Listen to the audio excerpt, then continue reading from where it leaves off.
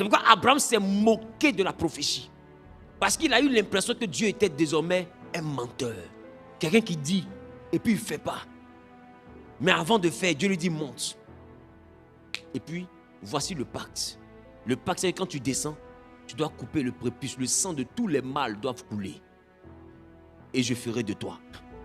Quand il finit de couper, l'année qui suit, des voyageurs arrivent. Et puis le voyageur demande à Abraham, où est Sarah, ta femme? Il dit, elle est dans la chambre. Il dit, l'année prochaine, à la même date, ta femme aura un fils.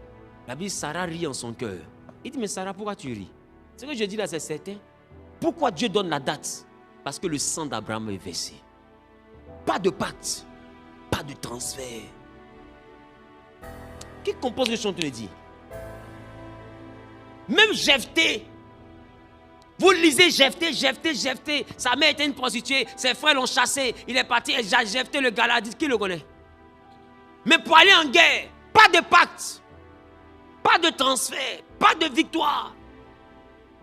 Il rentre devant la présence de Dieu. Il dit, si tu me donnes la victoire, voilà le pacte. Je te donne un sang humain. Jephthé pas, il a la victoire. Et la personne qui sort pour le saluer, c'est sa fille.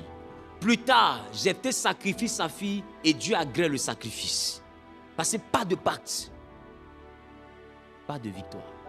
Vous êtes les seuls qui voulaient que Dieu vous bénisse sur la base de vos paroles. Le monde spirituel ne connaît pas la parole. Le seul dont la parole a de la valeur dans toute la création, c'est Dieu lui-même. Parce qu'il est la parole. Nos paroles n'ont pas de valeur. Voilà pourquoi il dit, il n'est pas un homme pour mentir.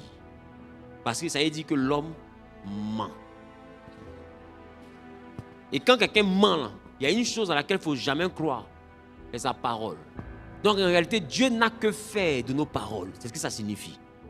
Nos paroles, il n'accorde pas d'importance à nos paroles. Tu peux parler puis mentir, mais quand ton âme a déjà payé, si tu veux mentir ta bouche, ça c'est ton problème. Qui commence les choses, tu les dis?